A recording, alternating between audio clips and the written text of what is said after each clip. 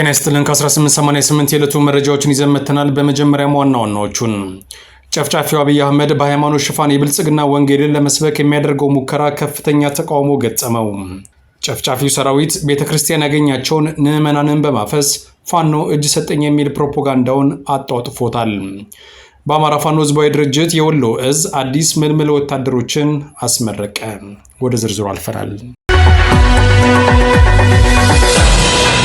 ጨፍጫፊው አብይ አህመድ በሃይማኖት ሽፋን የብልጽግና ወንጌልን ለመስበክ የሚያደርገው ሙከራ ከፍተኛ ተቃውሞ ገጠመው።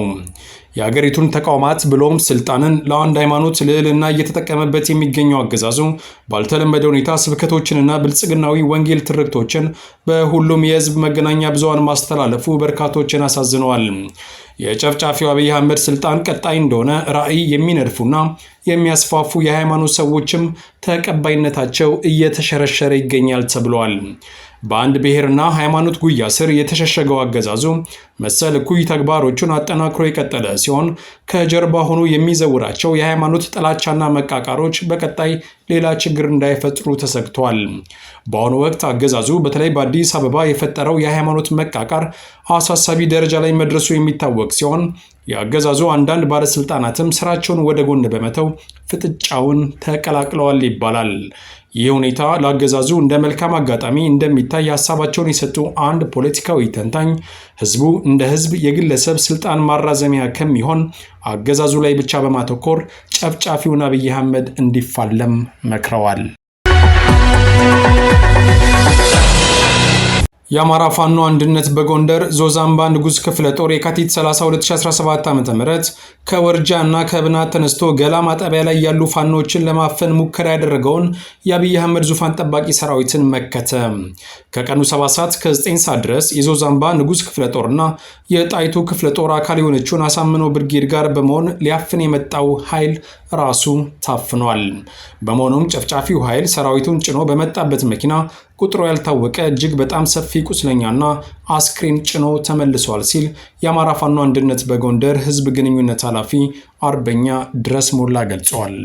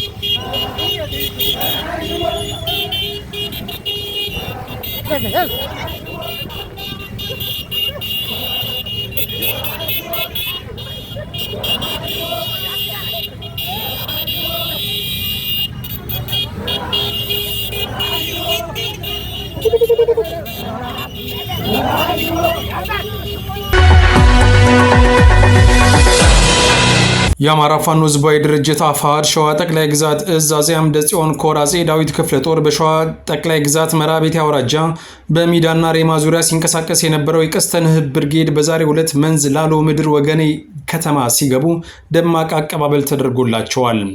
ከቅርብ ጊዜ ወዲህ የአማራ ፋኖ ሸዋ ጠቅላይ ግዛት እዝ እያደረጋቸው ካለው እምርታዊ እንቅስቃሴዎች ውስጥ አንዱ የሆነው ሁሉም የፋኖ ሰራዊት ለአማራ ህዝብ የህልውና ተጋድሎ እታገላለሁ ብሎ እስከተነሳ ድረስ ከአካባቢውና ከሰፈሩ ወጥቶ እንዲታገልና እንዲያታግል አዳዲስ መመሪያዎች መውረዳቸው ይታወቃል።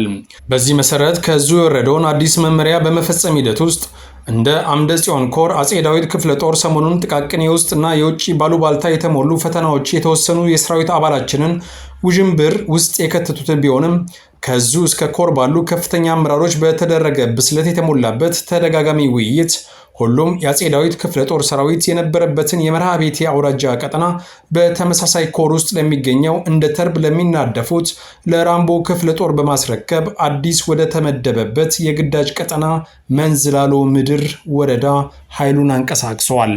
ክፍለ ጦሩ በሚያደርገው አዲስ ቀጠናዊ ዝውውር በወገሬ ከተማ ህብረተሰቡና አባት አርበኞች ደማቅ አቀባበል የተደረገለት ሲሆን በዛሬው ዕለትም የቀስተ ንህብ ብርጌድ የጦር ሰራዊት ወደ ከተማዋ ሲገቡ ደማቅ አቀባበል ተደርጎላቸዋል።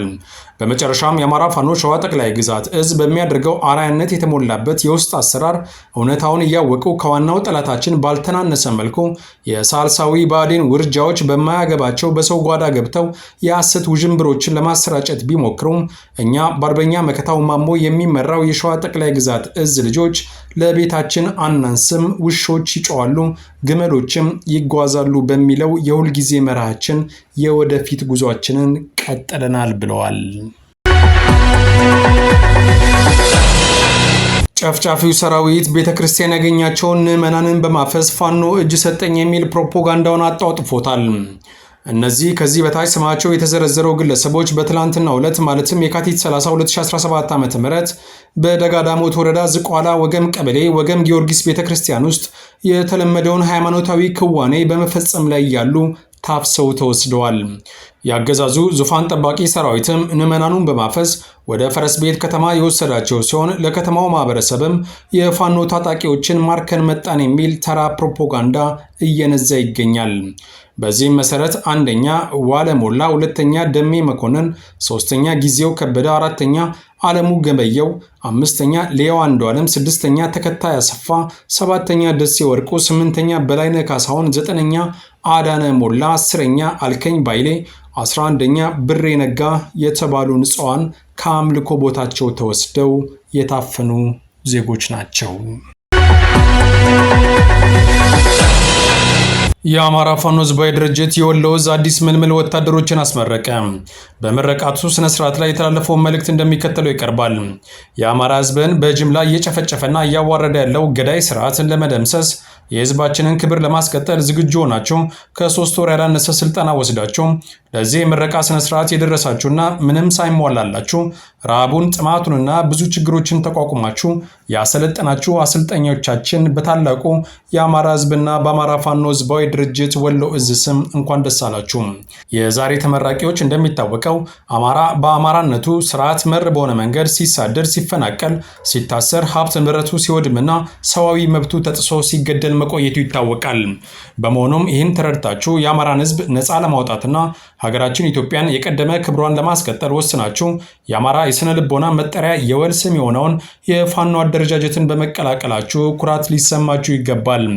የአማራ ፋኖ ወሎ ዕዝ የአማራ ህዝብን የሚመጥን ሰራዊት እየገነባ የሚገኝም ሐቀኛ ተቋም ነው። አደረጃጀታችን ከሚዲያ ጋጋታ ይልቅ መሬት ላይ የአማራ ህዝብን የሚያሻግር ወታደራዊና ፖለቲካዊ እርሾ እየጣለ ይገኛል። እኛ የአፋድ ወሎ ዕዝ አመራሮችና አባላት የሰራዊት አንድነትና የማይቀረውን የአማራ ድል ከሚያደናቅፉ ሀሳቦች በመጽዳት ህዝባችንንና ትግላችንን እያስቀደምን እንገኛለን። ህዝባችንም ይሁን የትግሉ ደጋፊዎች እንደሚገነዘቡት እኛ በአማራነት ውሃ ልክ የተሰራን የአማራ ልኮች እንጂ ከአማራነታችን የማንወርድ እንቁ ታጋዮች ነን።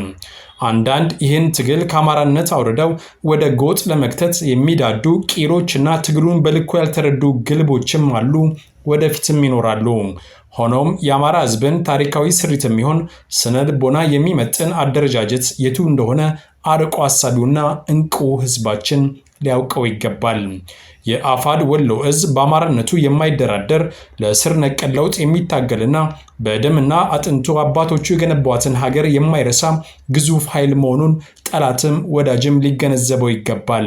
የአማራ ህዝብን ትግል በመጥለፍ የፖለቲካ ደንገጥሮች አማራውን አሁንም የፖለቲካ አሽከር ማድረግ የሚፈልጉ ቢሆንም እኛ ግን ለስርዓታዊ ለውጥ ዋጋ እየከፈልን ያለን መሆኑን ታላቁ የአማራ ህዝብም ይሁን መላው የትግሉ ደጋፊ ሊረዳው ይገባል። አማራነት ነጻነት ነው። ነጻነት የመረጠ ህዝብ ደግሞ ባርነትን አይሻም። ይህን ለማሳካት ደግሞ አማራዊ አንድነትን በመምረጥ በድርጅታዊ በመርህ በህግና ተራማጅ ሀሳብን ይዞ መታገል ያስፈልጋል። ፋኖነት የነጻነት ቀንዲል ሻማ ነው። ሻማ ራሱን አቅልጦ ለሌሎች ብርሃን እንደሚሰጠው ሁሉ እናንተም ራሳችሁን እንደ ሻማ አቅልጣችሁ ጠላትን አንድዳችሁ ህዝባችሁን ከታወጀበት የጥፋት አዋጅ ለማዳን ቁርጠኛ መሆን ይጠበቅባቸዋል። የተከበራችሁ ተመራቂዎች እናንተ የአማራ ፋኖ እንጂ የጎጥ ስብስብ አይደላችሁም። እናንተ ተዋጊ ብቻ ሳትሆኑ የአማራ ፋኖ የተነሳባቸውን የትግል ዓላማና ግቦች የተረዳችሁ ፖለቲከኞችም ጭምር ናችሁ። ዛሬ ህዝባችሁን ነፃ እንዳወጣችሁት ነገ የምትመሩት ህዝብና ሀገር እንዳላችሁ በማመን ጠላታችሁን ለይታችሁ በማወቅ የማያዳግም እርምጃ በመውሰድ ህዝብን አክብራችሁ ለተሰለፋችሁበት የትግል ዓላማ ጸንታችሁ ህዝባችሁን በቅንነትና በታማኝነት እንድታገለግሉ አደራ ማለት እንፈልጋለን። በመጨረሻም አማራዊ ግዴታችሁን በመወጣት የህዝባችሁን ተስፋ በማስቀጠልና ለጠላት ረመጽ በመሆን ለትግላችሁና ለህዝባችሁ ጽኑና ታማኝ እንደምትሆኑም በመተማመን ጭምር ነው። በተጨማሪም ሌሎች ከአደረጃጀት ውጭ ያላችሁ በአንዳንድ የፋኖ አመራሮች ምክንያት አማራን እርስ በርስ ለማባላት የሚሰሩትን እኩይ ተግባር አቁማችሁ በስራችሁ ለሚቆስሉ ለሚራቡ የፋኖ አባላት ወደ አንድ አማራዊ አደረጃጀት በማምጣት የአማራን ህዝብ ሰቆቃና የአገዛዙን ዕድሜ ለማሳጠር አንድነትን በማስቀደም የትግላችንን ዓላማ እንድናሳካ ስንል ጥሪያችንን እናስተላልፋለን። ድል ለአማራ ፋኖ፣ ድል ለአማራ ህዝብ፣ ክብርና ሞገስ ለተሰዉ ሰማዕታት። ከ1888 የዕለቱ መረጃዎች እነዚህ ነበሩ። ሰላም።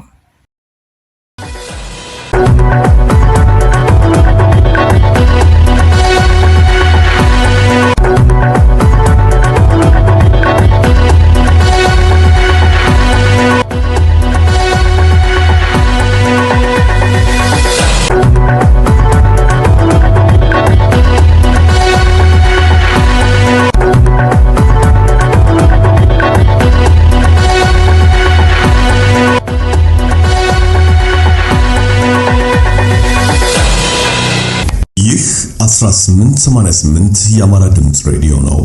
1888 የአማራ ድምጽ ሬዲዮ በየዕለቱ በ17640 አጭር ሞገድ በኢትዮጵያ ሰዓት አቆጣጠር ከምሽቱ 2 ሰዓት እስከ 3 ሰዓት የሚሰራጭ የአማራ ህዝብ የትግል ድምጽ ነው።